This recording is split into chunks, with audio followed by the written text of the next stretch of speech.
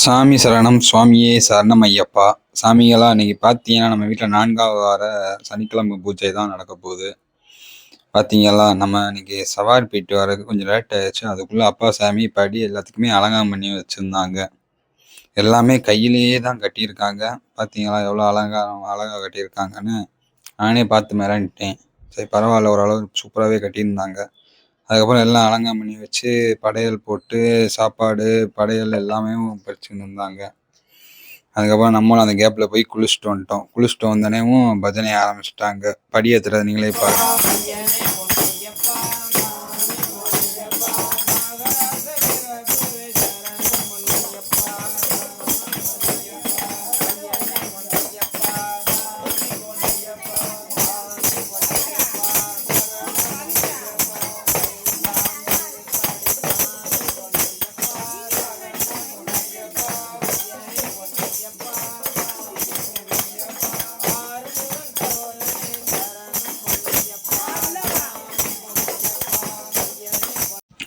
சாமிங்களா பார்த்தீங்களா, இதுதான் நம்ம வீட்டில் 4வது வார படியேற்றம் நடந்துக்கிட்டு இருக்கு. இன்னைக்கு கொஞ்சம் நல்லாவே இருந்துச்சு. இந்த 4 வாரத்தில் இந்த வாரம் கொஞ்சம் நல்லா சிறப்பாகவே அமைஞ்சிச்சு. பக்கத்து வீட்டு சாமி எல்லா சாமியும் வந்து கொஞ்சம் கொட்டெல்லாம் அடித்து பஜனை பாட்டெல்லாம் பாடி நல்லா அந்த இது பண்ணாங்க. கொஞ்சம் நல்லா ஒரு என்ஜாய்மெண்ட்டாக இருந்துச்சு. ஐயப்பன் பஜனை இந்த வாரம் மிக சிறப்பாக நடந்துச்சு.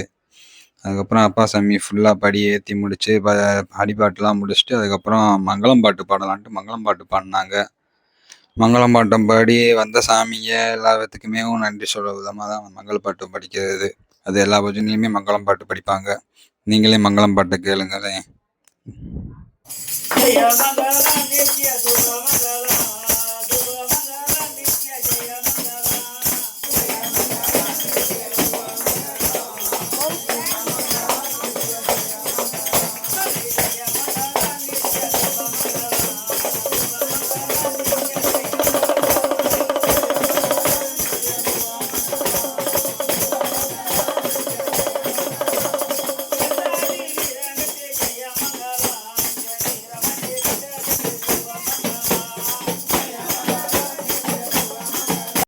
இதான் சாமிங்களா ஜெயமங்கலம்.